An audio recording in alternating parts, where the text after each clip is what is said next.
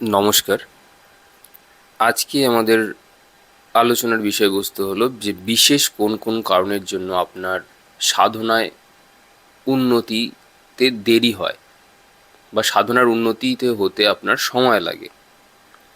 দেখুন, প্রথম পয়েন্ট হলো, যারা সাধনা করছেন, এই প্রশ্নটা এই জন্যই এসছে কারণ কেউ হয়তো সাধনা করতে গিয়ে কোথাও আটকে গেছেন। তো প্রথম পয়েন্ট, ফার্স্ট পয়েন্ট, নিজের জীবনের লক্ষ্যকে না জানা। প্রত্যেক মানুষের কিন্তু একটা আলাদা আলাদা জীবনের লক্ষ্য আছে। মানে ধরুন, কোনো একটা ব্যক্তির ধরুন বিশুদ্ধ চক্রতে জন্ম হয়েছে। বিশুদ্ধ চক্র মানে আমরা তো সেই কাজটাই বেশি প্রিডমিনেন্ট বা ডমিনেন্ট হবে, যে কাজটা আমরা গত জন্মে ফেলে এসেছি সেই কাজটাকে আবার এই জন্মে সেখান থেকে শুরু করে আরও এগিয়ে নিয়ে যাওয়া। তো যে ব্যক্তি আপনার বিশুদ্ধ চক্রতে জন্মেছে সেই ব্যক্তির কিভাবে বুঝবেন? সেই ব্যক্তি না, অ্যাকচুয়ালি আপনি বলবেন সে হয়তো ইনবর্ন ট্যালেন্ট। আসল ব্যাপারটা তা না, ও এইগুলো কমপ্লিট করতে করতে এসেছে। মানে ধরুন, ব্যক্তি কোনোদিনও গান গাইতে যায়নি কোনোদিনও কারোর কাছে, কিন্তু সে সেই বিষয়ে পারদর্শী। কোনোদিনও কোথাও কারোর কাছ থেকে ছবি আঁকতে যায়নি, কিন্তু সেই বিষয়ে সে পারদর্শী। সে কোনোদিনও অ্যাস্ট্রোলজি কারোর কাছ থেকে গিয়ে শেখেনি, কিন্তু সে এই বিষয়ে পারদর্শী। কিন্তু এই হলো হচ্ছে কি এমন একটা জিনিস যে ব্যক্তি, ধরুন এটা একটা এক্সাম্পল, তো তাকে কি সেখানে কি থেমে থাকলে চলবে? আপনি যদি বললেন না সে ব্যক্তি গানই করুক, গানে লয় হয় জানি, গানে সুর আছে, কিন্তু এই সুর ডেঞ্জারাস হয়ে আপনার কিন্তু আবার আবার আপনার হার্ট চক্র মানে আপনার তার ঠিক নিচের চক্র কিন্তু খুলে দেবে। কারণ গান করতে গেলে কিন্তু ইমোশন লাগে। তো ইমোশন যখনই হার্ট চক্র খুলে দিল, সেই ব্যক্তির ক্রিয়েটিভিটি আবার কিন্তু বেড়ে গেল। তো ক্রিয়েটিভিটি যদি বেড়ে যায়, ব্যক্তির যাওয়ার কথা ছিল বিশুদ্ধ চক্র থেকে সহস্রার, যেটা তার অ্যাকচুয়ালি লক্ষ্য হওয়া উচিত, সেই তো আবার নিচের চক্রগুলোকে পরকে পর আবার তাহলে আবার সেগুলোকে খুলছে। হার্ট চক্র কিন্তু লোকে ভাববে ওপেন হওয়া খুব ভালো, একদম ভালো নয়। হার্ট চক্রকে বেশি অ্যাক্টিভেট করা একদম ভালো নয়, বিশেষ করে এই কলিযুগের দুনিয়াদারিতে। লোকে আপনাকে টুপি পরিয়ে দিয়ে চলে যাবে, কিচ্ছু করতে পারবেন না। বাইরে যাচ্ছেন, অফিস কাছারিতে যাচ্ছেন, লোকে আপনাকে ম্যানিপুলেট করতে খুব সোজা। তো প্রথম পয়েন্ট এটা, জীবনের লক্ষ্যকে বোঝা। আপনি কোন চক্রতে জন্মেছেন, আমি এটা জাস্ট একটা এক্সাম্পল দিয়ে বলেছি, কেউ এটাকে সিরিয়াসলি নেবেন না। এরকম বহু মানুষ আছে যারা বিশুদ্ধ চক্রতে জন্মায়, কিন্তু তাদের সেখানে থেমে থাকাটা উচিত নয় অ্যাকচুয়ালি। গান বাজনা ভালো, আপনি যতক্ষণ আপনার একটা চেতনার স্তর অবধি ঠিক আছে, কিন্তু সেটাকেও ছাড়তে হবে। সেখান থেকেও গিয়ে আপনার যখন বসবেন, পুরো আপনাকে মিলতে হবে সহস্রারে। গান বাজনা যতক্ষণ না আপনি সুর আছে আপনার শরীরের মধ্যে ততক্ষণ। এবার আপনারা যারা শুনছেন তারা হয়তো আমার আগেনস্টে যেতে পারেন, কিন্তু কথা হচ্ছে আপনি যতক্ষণ দেহ বুদ্ধিতে থাকবেন ততক্ষণ এটা বুঝতে পারবেন না। দেহ বুদ্ধি থেকে যেদিনকে ওপরে উঠতে পারবেন বা ওপরের সেন্টার্সগুলোতে যত যে যাবেন, তখন আপনি বুঝতে পারবেন। দেখবেন বড় একটা ঢেউ আসার আগে সমুদ্রে, আগে ছোট ঢেউগুলো দেখবেন পাড়ে পাড়ে আসে, দেখেছেন না? মানে ও আভাস দেয় যে আমি আসছি। তেমনি যে ব্যক্তি বিশুদ্ধ চক্রতে আছে সে বুঝতে পারে সহস্রারের কি মহিমা। সমস্ত কিছু গান বাজনা, এই এই জন্য ও এসে বলে কি আমার আর কিছু চাই না, এটা আপনারা ঠিক বুঝতে পারবেন না। এই জন্য ও এসে বলে কি আমার আর কিছু চাই না, কারণ ওর শরীরের যে ভাইব্রেশন, যে আমার কাছে সব কিছুই আছে, কি চাই খালি বলো। তো এই হচ্ছে ব্যাপার। তো সেখান থেকে আগের দিকে যাত্রা করতে হবে। যদি না হয় তাহলে কিন্তু সাধনার আবার কিন্তু অবনতি হবে, এই ব্যক্তিরও অবনতি হতে পারে। যে ব্যক্তি বিশুদ্ধ চক্রতে জন্মেছে, এত ট্যালেন্টেড, সেই মানুষের অবনতি কনফার্ম, যদি না সে সামনের দিকে না এগোয়। পরের পয়েন্ট হচ্ছে, যে মানুষের জীবনে খুব পরিমাণে স্ট্রাগল থাকবে, দেখবেন যে মানুষের জীবনে খুব বেশি স্ট্রাগল থাকে, সে কি করে চুপ করে ধ্যান সাধনা এগুলোতে বসবে? তার কাছে তো কোনো অপশান নেই না। তাহলে সেই ব্যক্তির ক্ষেত্রেও কিন্তু ঈশ্বর পেতে কিন্তু দেরি হবে, বা সাধনায় কিন্তু উন্নতি হতে সময় লাগবে। কারণ তার কর্মের বোঝা, ঋণ এত বেশি আছে, সেগুলোকে না চোক্তা করে সে সাধনায় কারো বিশেষ উন্নতি সেইভাবে হয় না। বুঝেছেন? পরেরটা হচ্ছে গিয়ে থার্ড, নিষ্ঠার অভাব। যে মানুষ এর মধ্যে নিষ্ঠা নেই, মানে নিষ্ঠা অর্থাৎ মানে একদম বিশুদ্ধতা নেই, তারও কিন্তু সাধনার ক্ষেত্রে কিন্তু অনেক অবনতি হয়। ফলে সাধনা করতে করতেও তারা আবার পিছিয়ে আসে। পরের পয়েন্ট, ত্যাগের ইচ্ছে কম। আপনার মধ্যে যদি ধরে রাখার ইচ্ছে বেশি থাকে তাহলে তো বাবা আপনি চুপচাপ বসে থাকতে পারবেন না। আর আপনি যদি চুপ না হন, সাধনায় উন্নতি সবার লক্ষ্য কি? আত্মার লক্ষ্য হলো পশুজনি থেকে, অর্থাৎ মূলাধার থেকে ছাড়িয়ে এসে সহস্রারে গিয়ে মেশা, অর্থাৎ দেহ যে আছে এই বুদ্ধি থেকে উপরে ওঠা। এটা কিন্তু প্রত্যেক আত্মারই লক্ষ্য। আপনি বলবেন যে আপনি একটু বেশি বলছেন, আসলে ব্যাপারটা তা নয়। আপনি হয়তো এই জীবনে হয়তো বুঝতে পারছেন না, কোনো একটা জীবনে এসে না আপনাকে আবার সব দিক থেকে চেপে দেওয়া হবে। আপনার হাজবেন্ড আপনাকে দেখতে পারবে না, সবাই বাজে কথা বলবে, আপনি কেরিয়ারের দিক থেকে অসফল হবেন, আপনাকে কোনো ট্যালেন্ট ছাড়া পৃথিবীতে পাঠানো হবে, আপনি বলবেন আপনি দুর্ভাগা, হতভাগা হয়ে এসছেন। তখন আপনার মনে হবে কি না, আমার বোধহয় না আসলেই ভালো হতো, আমার আমার মানে মুক্তি পেয়ে যাওয়াই ভালো ছিল। কেন এরকম হলো প্রশ্ন করুন, কেন এরকমভাবে ভাবছেন? কারণ আপনার মধ্যে সেই নিষ্ঠা ছিল না। আপনি ভাবলেন যে আমাকে ঈশ্বর এত ট্যালেন্ট দিয়েছে, আমি গাইতে পারি, আমি আঁকতে পারি, আমি কবিতা বলতে পারি, সব ঠিক আছে, সব ঠিক আছে, একটা চেতনার স্তর পর্যন্ত ঠিক আছে, কিন্তু আপনি যদি উন্নতি করতে চান, এগুলোকে আঁকড়ে ধরে বসে থাকলে চলবে না কিন্তু। সব ঠিক আছে, সব মানছি, কিন্তু আঁকড়ে ধরে বসে থাকলে চলবে না। এখানেও নিষ্ঠা দরকার, এগুলোকে ছাড়ার অর্থাৎ ত্যাগের ইচ্ছার দরকার। পরের পয়েন্ট 5 নম্বর, নিজের সংকল্পকে সম্মান দিতে জানতে হয়। যে ব্যক্তি নিজের সংকল্পকে সম্মান দিতে জানে না, ধরুন আপনি আজকে বলেন আমি কালকে থেকে আর আমি কোনো সেক্স করব না, বা আমি সেলিবেসি পালন করব, তো আপনি নিজের সংকল্পকে তো সম্মান দেওয়া দূরের কথা, অমনি একটা কাউকে পেয়ে গেলেন, ব্যাস লেগে পড়লেন, আপনি ভুলে গেলেন আপনার সংকল্প কী। তো হয়ে গেল, এখানেও আপনি সাধনায় ব্যাস আপনার এনার্জি কি ওপরে যাওয়ার কথা, আপনি নিচের চক্রের কাজে মেতে উঠলেন। তো সাধনায় উন্নতি থেকে অনুন্নতি শুরু হলো। পরের পয়েন্ট 6 নম্বর হচ্ছে গিয়ে প্রচুর অ্যাটাচমেন্ট যখন থাকে, তখনও কিন্তু ঈশ্বর পেতে গেলে বা সাধনায় উন্নতি করতে দেরি হয়। আপনি কোনো কিছুকে জীবনে ছাড়তে পারছেন না, সেটা মানুষ হোক, কোনো বস্তু হোক, বা যাই কিছু হোক না কেন, এই জাগতিক যাই কিছু, এই জাগতিক অ্যাকচুয়ালি। তো সেখানেও কিন্তু ধরুন বই পড়তে ভালোবাসে, কেউ গান গাইতে ভালোবাসে, ওই ভালোবাসার প্রতি যদি আটকে থাকেন না, তাহলে কিন্তু এই সাধনায় বিশেষ উন্নতি করা কিন্তু খুব মুশকিল। এবার আপনি বলবেন এরকম তো অনেক পণ্ডিত ছিল যারা গাইতে পারতো, কিন্তু তারা কিন্তু যখন ব্রহ্মে যখন লীন হতে হবে, সেই গানটাকেও তাকে ছাড়তে হবে।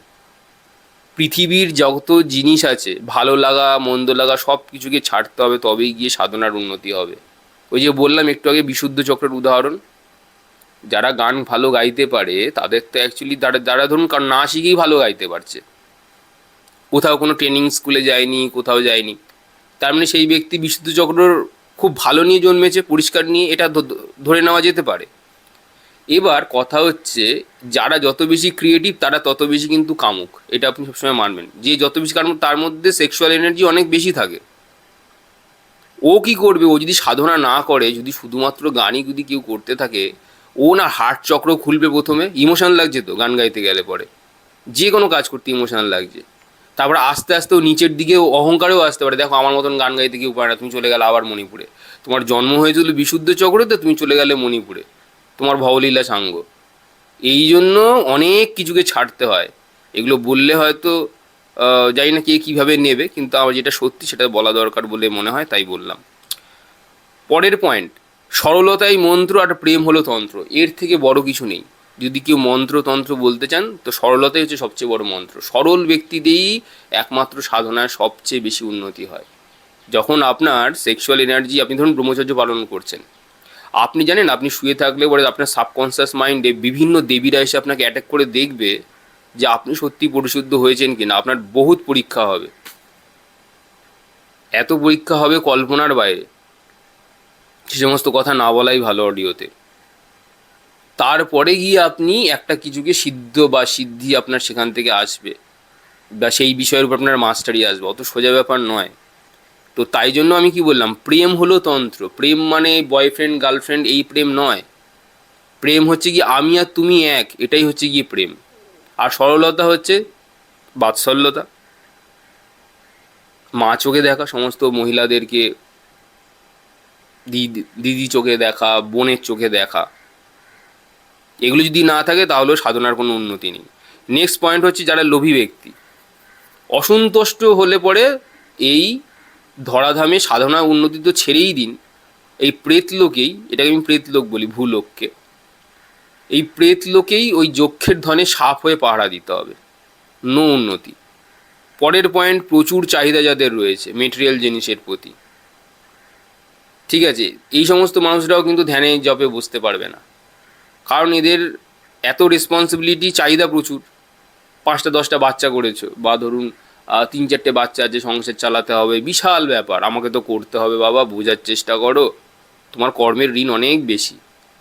তুমি সাধনা উন্নতি কথা ছেড়ে দাও মাথা থেকে, আমি বলছি না, সাধনা উন্নতি করো, চেষ্টা করো, কিন্তু এই জন্মে সেটা অ্যাকচুয়ালি খুব যে বিশাল ভালো হবে এরকমটা কিন্তু নয়, কারণ তোমার সময়টা অন্য দিকে ব্যবহার হচ্ছে। বোঝা গেল?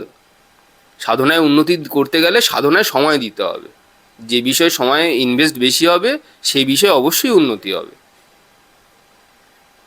নেক্সট হচ্ছে যাদের প্রচুর পরিমাণে বলবো কাজ, প্রচুর কাজ থাকে যাদের জীবনে, মানে কিছু মানুষ দেখবেন যারা ব্যবসাদার হয়, প্রচুর কাজ থাকে।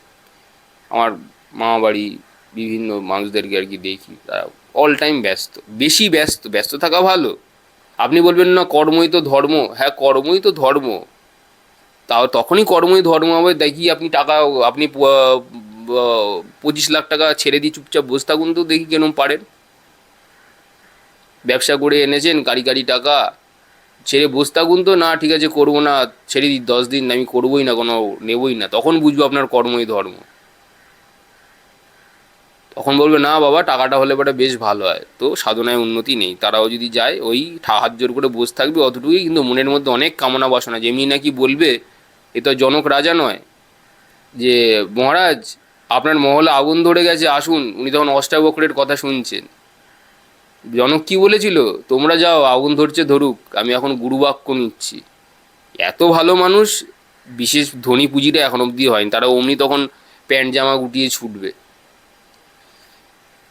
তারপরে হচ্ছে এই রোগটা থাকলেও হবে না সাধনায় উন্নতি, বাৎসল্যতার অভাব। বাচ্চা তুমি নও, তুমি বেশি পাকা হয়ে গেছো, বেশি ম্যাচিওর হয়ে গেছো, তাহলেও কিন্তু সাধনায় উন্নতি নেই। কারণ সাধনায় তোমাকে কী চাই, সরলতা চাই, ভক্তি চাই, নিষ্ঠা চাই, প্রেম চাই। এগুলো যদি না থাকে তাও কিন্তু সাধনায় তোমার উন্নতির জন্য বাধা। পরের পয়েন্ট হচ্ছে প্রচুর কামকতা, যেটা আগেই বললাম, অত্যাধিক মাস্টারবেশন, অত্যাধিক পরিমাণে সেক্সের চিন্তা, শালি ওটাই মাথার মধ্যে ঘুরছে। তো তুমি সময় ইনভেস্ট করছো পর্নোগ্রাফিজ এই সমস্ত কাজের জন্য, তাহলে তোমার সাধনায় কি উন্নতি হবে?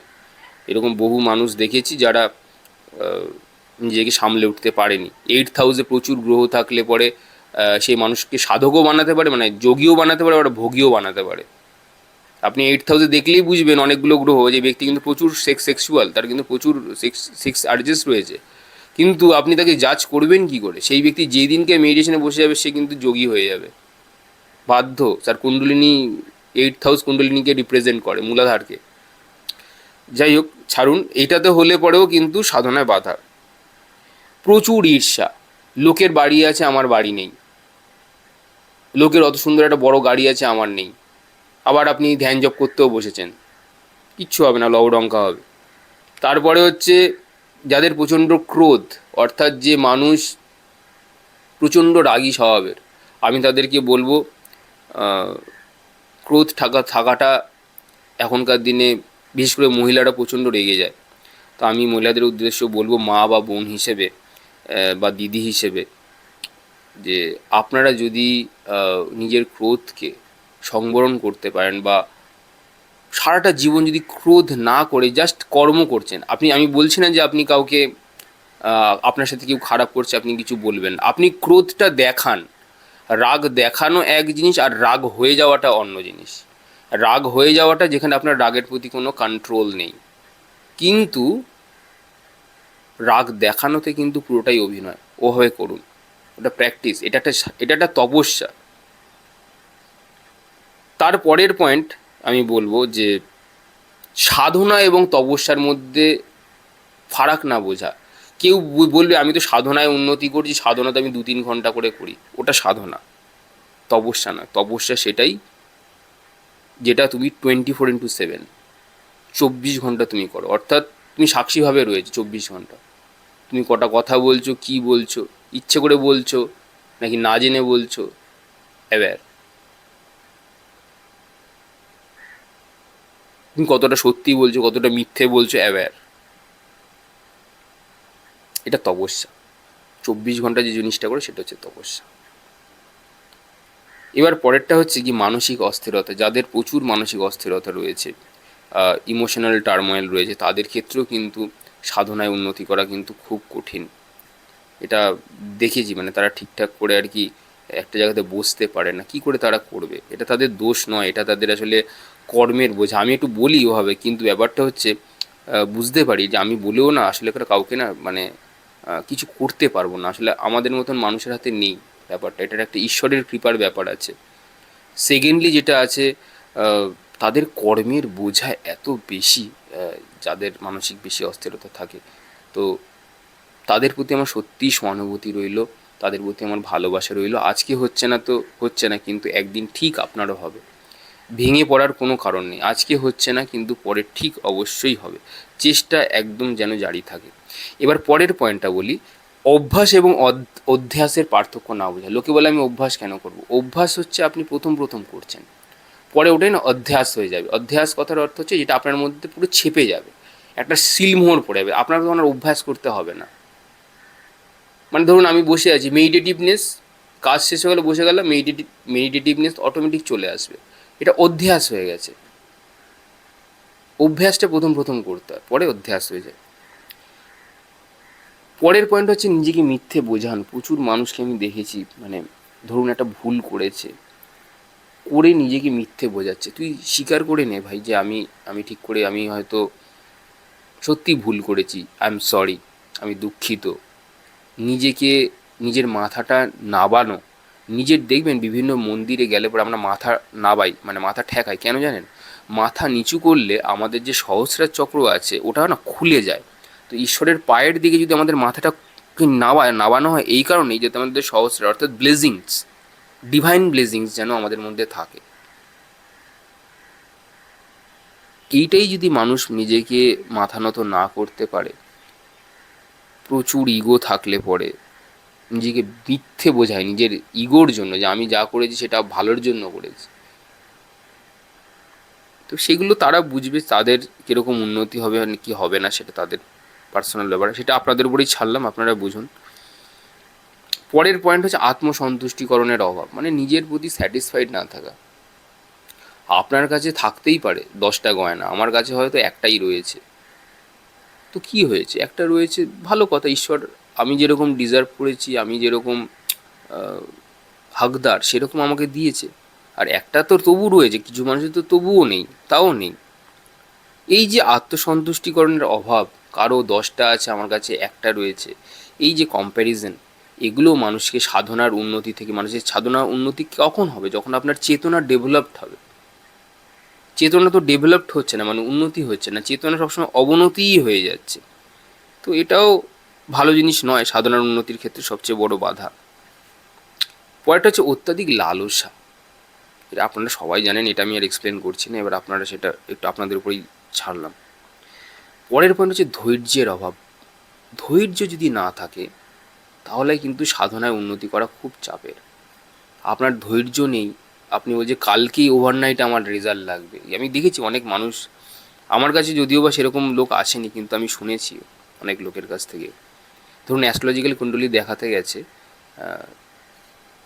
তো তারা বলছে যে আপনার এই সময়ের পরের থেকে ভালো হবে, যেটা 10 বছর পরে।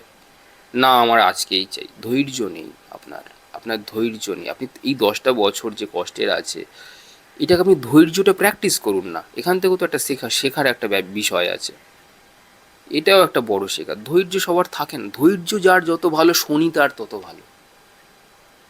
শনি কিন্তু ওভারনাইট আপনাকে কিছু দেয় না, শনি আপনাকে ডিলে করে, শনি আপনার একটা সার্টেন এজের পরে কি শনি আপনাকে দেয়।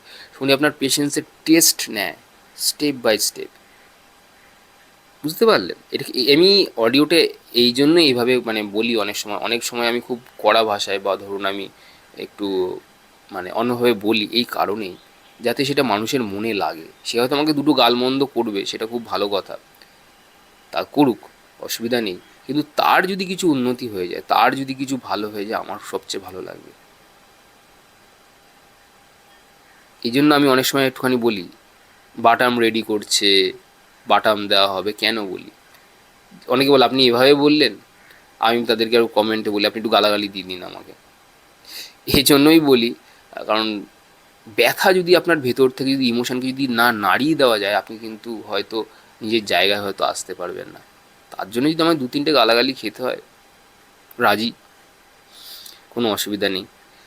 পরের পয়েন্ট, ধারাবাহিকতা। আমরা কেউ ধারাবাহিকতাটা, একটা কন্টিনিউটি, মানে কোনো জিনিসকে কন্টিনিউ ঠিক করে করি না বা করে উঠতে পারি না।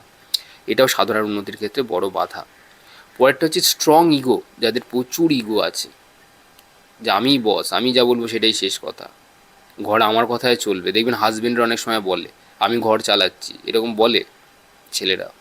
কিছু কিছু মহিলারাও আছে যে আমার মতন গুণী মহিলা তুমি কোনোদিনও পাবে না। তো স্ট্রং ইগো থাকলেও হবে না। নেক্সট হচ্ছে দৃঢ়তার অভাব। দৃঢ়তা নেই, আজকে প্রমিস করছে, কালকে প্রমিস শেষ, ভঙ্গ হয়ে যাচ্ছে, কোনোটা লোভ বা জাগতিক কোনো বিষয় দেখলে পরে। তো এই বিশেষ কারণগুলো থাকলে পরে আপনার সাধনায় কিন্তু বাধা থাকবে।